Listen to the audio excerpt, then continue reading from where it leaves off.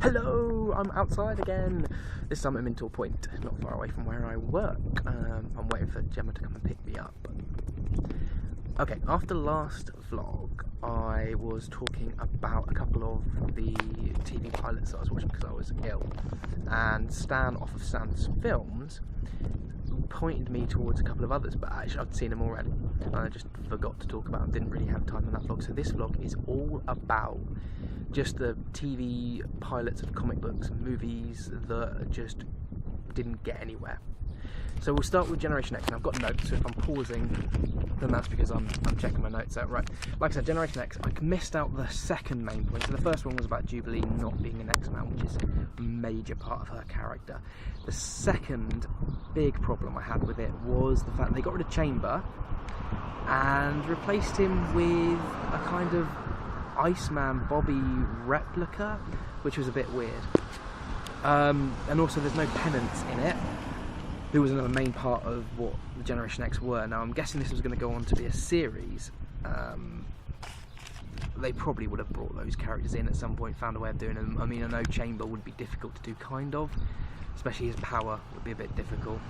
And I don't think Husk was quite right, because she was related to Cannonball, isn't she? I am a big Generation X fan. It's one of the series that I'm trying to collect bit by bit, and I'll be working on getting them together and things. I might even do a breakdown of the Phalanx Covenant, if anyone can tell me how to pronounce that properly, the one that starts the Generation X thing. Okay, no, but that's the only downsides to it. It was really good. Banshee and Emma Frost are done well. The plot's okay. It's a bit too emphasised on the kind of dreamscape thing that Emma Frost is involved in, but yeah, it's cool. I really enjoyed it. I kind of got a bit fed up with this and the green lighting and the red lighting, but hey, that was the choice they went for. Okay, so next we'll go on to the Fantastic Four film, which I said I talked about. Yeah, no, like I said, it's really good. The story was there. They didn't have much of a budget. Now, from what I can gather, the backstory to this was that the people who had the rights to it and they either had to do something or they lost him.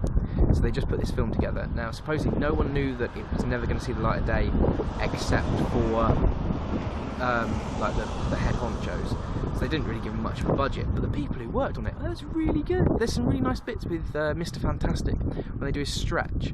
From what I can tell, he's off in the background, and then I think you've got a second person who's hiding behind the person in the foreground, and they put their hand around the person to make it look like his arms stretched out and grab him. It's really well done. There's a couple of bits where the special effects kind of make you cringe. And I think they only make you cringe because you've already bought into the other special effects. Even Ben Grimm is quite good, really. For being the ever-loving blue-eyed thing, he looks alright. A bit short, that would be the only thing. I mean, you can't really take the Hulk on like that. But yeah, when you get to the flame on, you kind of go all the way through it, and the Human Torch never really becomes flamey, because you know they're saving it for the end. He just does bits of it. I won't spoil it for you, but that, yeah, it's a bit shocking. Anyway, I don't think there's anything else. Yeah, that was about it.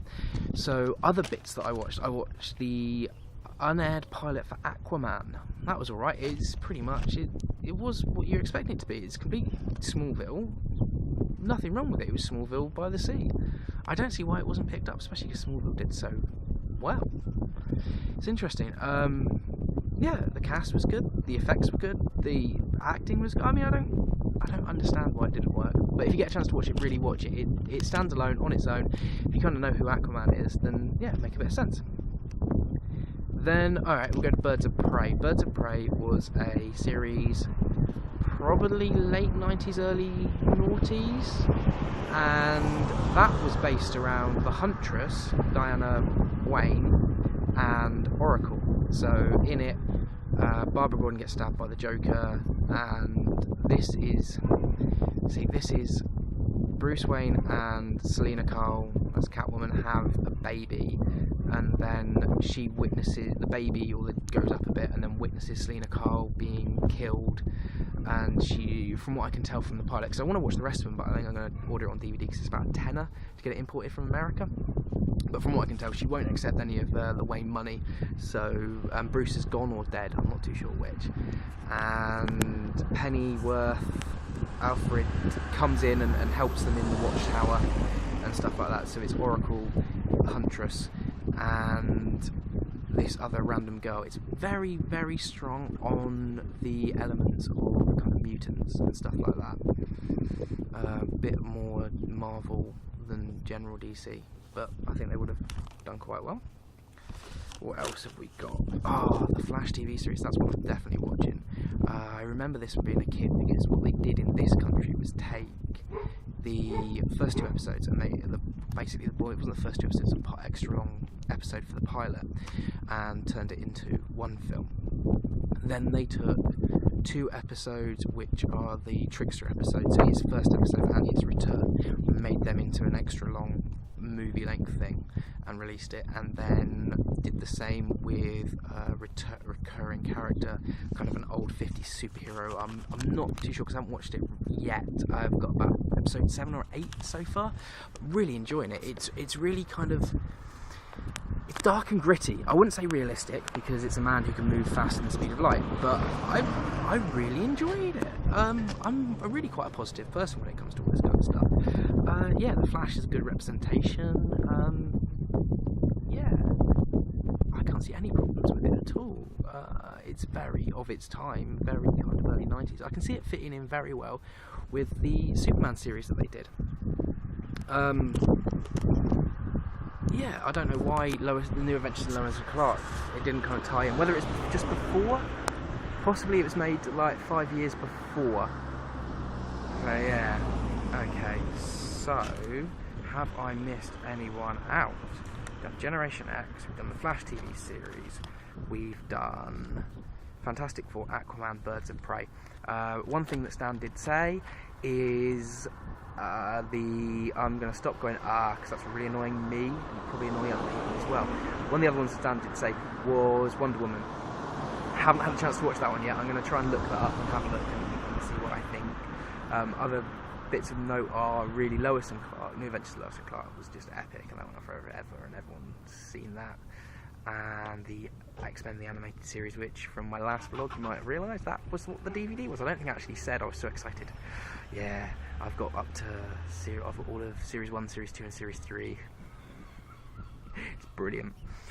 Okay, so all that's left to talk about is, and I want to get this under 10 minutes so I'll see how long it takes, is the Justice League TV movie.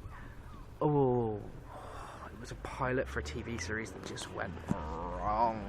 Now, doing this making notes for this vlog, I've realised that it's about time, because there's a lot of these videos going around where people say, oh, this is what such and such should stop doing, horror movies should stop doing, anime should stop doing, that kind of stuff. I think I'm going to have to do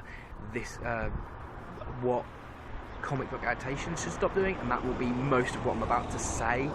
But this was freaking awful, man.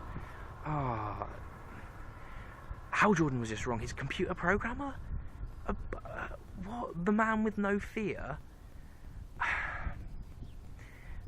Then Alan is, or the Flash is, he's a jobless. He hasn't got a job at all. So this is weird. It's not told. Nowhere has it said anyone's origins.